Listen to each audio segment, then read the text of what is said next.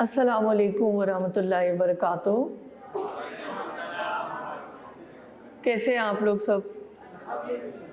अच्छा, मुझे टॉपिक दिया गया है mental health according to the medical perspective, तो उस पर मैं थोड़ी सी बात करूँगी। अगर आप लोगों के कोई क्वेश्चंस हो तो you can write down on a piece of paper and then we can answer at the end. What is the definition of health by WHO?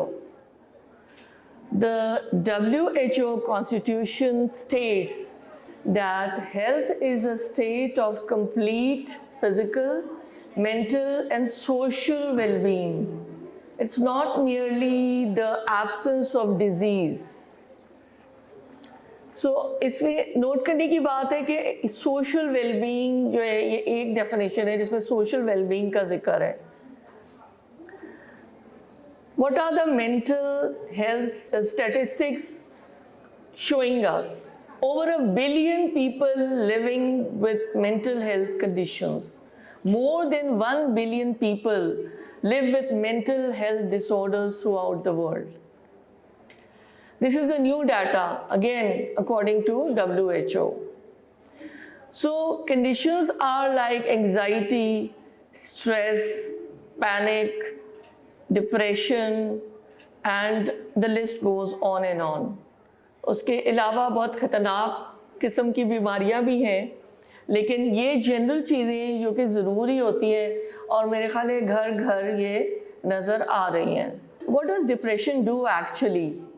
वो फिज़िकल हेल्थ को तो हमारे मुतासिर करता ही है, लेकिन हमारी इकोनॉमिक हेल्थ को भी मुतासिर करता है। इनडायरेक्टली बहुत सारी चीज़ों को हमारे मुतासिर करता है, हमारी साइकोलॉजिकल हेल्थ को, हमारी स्पिरिचुअल हेल्थ को, हमारी सोशल वेलबींग, सोशल हेल्थ और economic.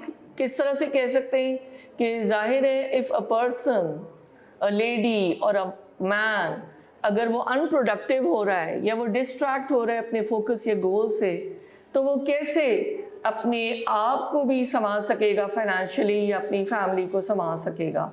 So this is not something which has to be taken lightly.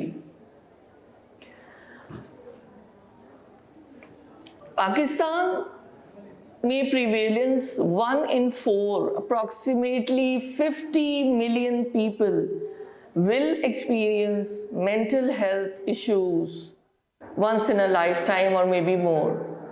So ये बड़ी alarming situation है. It means 20 to 30% have clinical depression or any other mental health issues. अब इसमें variety of ज़ाहिर surveyor's भी होते हैं, थोड़े थोड़े स्टैटिस्टिक्स का भी फ़र्क है, लेकिन जब मैं देख रही थी तो अप्रॉक्सीमेटली अराउंड 30%, 32%, 33% ये जो है ये हमको नज़र आ रहा था। एंड इसमें this mental health issue, this is irrespective of gender, men and women both are equally, involved or affected by it. चाहे वो घर की ज़िंदगी है, चाहे वो आपकी जो है वो ऑफिशियल आपकी लाइफ है, जो आपका टाइम गुजरता है ऑफिस में या इस किस्म के मसले मसाइल, तो वो सब जो है वो आपको अफेक्ट कर रहे होते हैं। गैलप का सर्वे कहता है कि 13.6 are concern about stress, mental health. ये हमारा गैलप का है जो बड़ा ही ये एक एक्रेडिटेड इदारा है, सालों से चल रहा है और वो ये बात सामने रख रहा है। This is in relation to stress and worry. So इस पर मुझे बात तो नहीं करनी थी, इस पर मैं जल्दी से गुजर जाऊंगी, लेकिन spiritual factor of mental health यानी इस्लामिक पॉइंट ऑफ व्यू से एक सवाल ये जहन में उभरता है, और जब मैं भी नौजवान थी एक ज़माने में, तो मैं ये स्कॉलर से और जो मेरे मेंटोर्स हैं उनसे ये बात पूछा करती थी कि is depression against the level of ईमान, क्योंकि मैंने हमेशा ये बात सुनी कि ईमान वालों को डिप्रेशन हो ही नहीं सकता और इसका कोई लेना देना नहीं है, ज़रूर ये आपकी ईमान की कमज़ोरी की अलामत है। तो इसका 2-3 एग्जांपल्स मैं क्विकली आपको दूंगी। سورہ مریم کی جو آیات ہیں 22 سے لے کر 26 تک، اس میں ہمیں یہ پتہ چلتا ہے کہ حضرت مریم علیہ السلام اپنے بچے کو لے کر کسی دور علاقے میں چلی گئی تھی. اللہ تعالیٰ کی طرف سے ایک ندا بھی آئی اور پھر یہ کہا گیا کہ غم نہ کرو، اللہ تحزنی، تم غم نہ کرو، تمہارے رب نے نیچے سے ایک چشمہ جاری کر دیا ہے. اور پھر اللہ تعالیٰ نے تازہ پانی اور کھجوریں بھی گرا دی ان کے لیے نا. تو یہ بات ہمیں یہاں پہ پتہ چلتی ہے کہ جو ہے نا یہ اس طرح کی کیفیت کچھ حضرت مریم علیہ السلام کے ساتھ بھی ہوئی تھی. حضرت مریم علیہ السلام کہتی ہیں کہ جب زچگی کا درد انہیں ایک کھجور کے تنے کی طرف لے آیا، انہوں نے کہا کاش میں اس سے پہلے مر چکی ہوتی اور بالکل بھولی بسری ہو جاتی. پھر زچگی کا درد انہیں ایک کھجور کے تنے کی طرف لے آیا، انہوں نے کہا کاش میں اس سے پہلے مر چکی ہوتی اور بالکل بھولی بسری ہو جاتی. وہی بات، یعنی غم سے یہ جملہ اور یہ الفاظ ان کی زبان سے ادا ہوئے. تو ایک تو یہ اگزامپل ہے. دوسرا یہ کہ جو ہے فترۃ الوحی کا مجھے نظر آتا ہے، میں اس کو کوئی بالکل ایک اتھارٹی کے طور پہ تو نہیں کہہ سکتی، لیکن یہ کہ جو ہمیں شان نزول اور جو سورہ مدثر کے بھی حوالے سے ہمیں نظر آتا ہے کہ جب وحی جو ہے وہ رک گئی تھی، بالکل وقفہ ہو گیا تھا اور وحی نازل نہیں ہو رہی تھی، تو رسول اللہ صلی اللہ علیہ وآلہ وسلم کے اوپر روحانی اور ذہنی بوجھ کی کیفیت آ رہی تھی. اللہ تعالیٰ نے اس موقع پر آپ کو بڑے پیار سے پکارا اور کہا اے چادر اوڑھنے والے اٹھو اور لوگوں کو خبردار کرو. اور اس کے بعد پہ در پہ جو ہے وہ وہی جو ہے اس کا سلسلہ جاری رہا اور آپ کے اوپر سے یہ بوجھ بھی اتر گیا.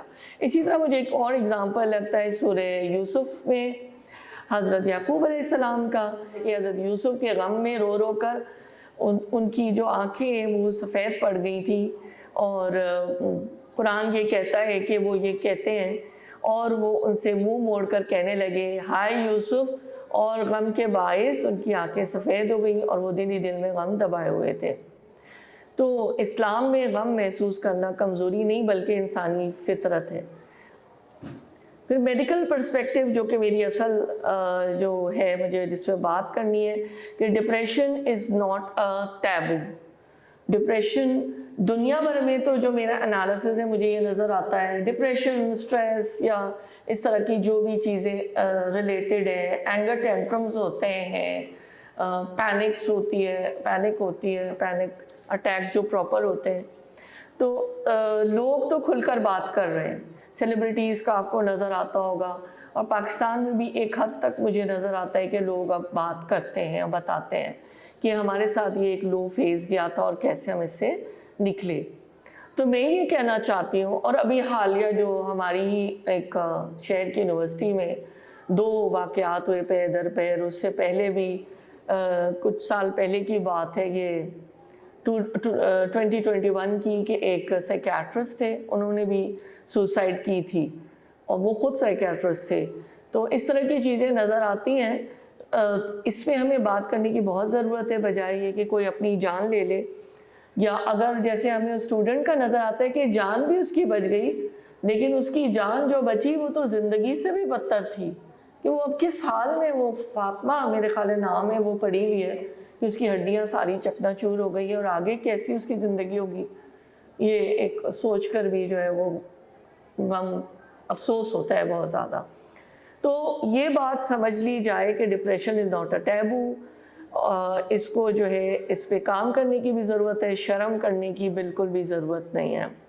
ہیلپ لینی ہوگی ہمیں کہ تاکہ ہم بہتر فیل کر سکیں اور ہم پروڈکٹیو ہو سکیں، ہم اپنے آپ کو ڈیفائن کر سکیں، ہمارا کیا ویژن ہے، ہمارا کیا پرپس ہے، ہم زندگی میں کیا کرنا چاہتے ہیں یا کیا حاصل کرنا چاہتے ہیں. ہم ایسے ہی تو نہیں آ گئے نا یہاں پر کہ بس ٹائم پاس کیا اور چلے گئے اور چل کیا اور had fun and then go back. So recommendations are to seek help for healing ASAP, as soon as possible, as you come to know about it. ضرور بات کریں. سپورٹ سسٹم سب سے پہلا آپ کا ہونا چاہیے، اگر ہے تو You are blessed. Family, parents, सबसे पहले टॉप पर siblings, friends, close friends whom you can trust कि वो जो है आपका एक इश्तिहार नहीं लगाएंगे. अगर आपके पास ऐसे दोस्त हैं तो आप बहुत खुशकिस्मत हैं. फिर स्पिरिचुअल फैक्टर्स पे मेरे जो अहबाब हैं वो बात कर चुके हैं. इसको सिर्फ टच अपॉन ही मैं करूँगी, इस पर ज़्यादा बात नहीं करूँगी. Connect with Allah, talk to Allah, have dialogue with Allah subhanahu wa ta'ala in the early hours of the morning. नफिल नवाज हाजत के ज़रिए सूरह रहमान की थेरेपी, हीलर लोग जो है वो ठीक हो रहे हैं, सेट हैज़ डन वंडर्स, वो ज़रूर करें. साइकोलॉजिकल हेल्प का जहाँ तक ताल्लुक़ है, ये फर्स्ट सेकंड स्टेप होगा. मेडिकली अगर हम बात करें या कि एक साइकोथेरेपिस्ट या एक कोई काउंसलर या थेरेपिस्ट, इसकी डिफरेंट वेराइटीज़ होती हैं. ये टीम वर्क होता है जिसके अंदर साइकियाट्रिस्ट होता है, साइकोलॉजिस्ट होता है, और फिर फैमिली काउंसलिंग के लिए भी बुलाया जाता है. जो अच्छे थेरेपिस्ट हैं वो तो ज़रूर बुलाते हैं बग़ैर आपका राज किए, किसी को दिए हुए, ताकि उसका फ़ायदा ये होता है कि आप कुछ सोच रहे हैं, वो कुछ सोच रहे हैं, हो सकता है मिसकम्युनिकेशन हो या परसेप्शंस का डिफरेंस हो दोनों साइड से. तो ये बहुत ज़रूरी होता है कि फैमिली केयर, फैमिली काउंसलिंग भी हो. एंड देन इफ़ एडवाइज्ड, अगर पानी सर से बिल्कुल ही ऊंचा जा रहा है और तो फिर साइकियाट्रिस्ट के पास जाना होगा और दवा लेना होगा.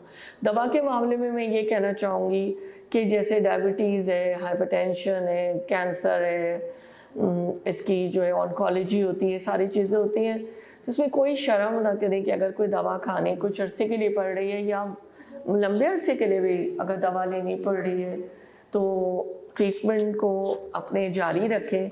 अगर दवा आप रोकेंगे तो ये ऐसे ही है कि जैसे आपने कोई और, ये जो मैंने बीमारियों के नाम लिए, किसी और जो है आपने दवा, बीमारी के लिए दवा ले रहे थे और उसको आपने जो है वो रोक दिया, और फिर ज़ाहिर है उसके क्या कॉन्सिक्वेंसेस होंगे. अगर हाई ब्लड प्रेशर का पेशेंट है तो क्या कॉन्सिक्वेंसेस होंगे, उसका तो बीपी शूट ही कर जाएगा, वो खुदा ना खास्ता पैरालिसिस या कुछ भी हो सकता है, अल्लाह ना करे फॉल्स हो सकती हैं.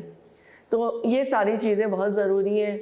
इसको बिल्कुल जो है वो दबाएं नहीं या शर्माए नहीं. इसमें बार बार मैं कहूँगी टेक होम मैसेज यही है कि एक साइकोलॉजिस्ट बहुत अरसे से एक हमें सिखा रहे हैं कुछ बात, तो वैसे तो बहुत कुछ सिखा रहे हैं कि एक तो ये कि don't dwell in your past, माजी में नहीं ज़िंदा रहे. अगर माजी में कुछ बुरा हुआ है, हाँ अच्छी यादें हम याद कर सकते हैं, उससे तो अच्छा ही होगा, लेकिन माजी में अगर कोई तल्ख यादें, कोई तल्ख वाक़यात हुए तो उसके लिए अपने आप को ज़िम्मेदार ना ठहराएं. और प्रेजेंट में भी अगर कुछ बुरा हो रहा है उससे निकलने की भी कोशिश करें. एंड ये सोचें कि मैं अपने फ्यूचर को कैसे ब्राइट कर सकती हूँ, मैं कैसे अपनी हीलिंग करके अपने आप को बेहतर इंसान बना सकती हूँ या बना सकता हूँ. तो ये है कि उन चीज़ों से निकलें और फ्यूचर की तरफ सोचें. Hope is the creator of harmony. Hope is the greatest sustainer of life, and maintaining hope is sustainability. Thank you very much. शुक्रिया. मुझे मुख्तसर कहा गया था, मैंने मुख्तसर बात की है. उम्मीद है कि कुछ पैगाम चला गया.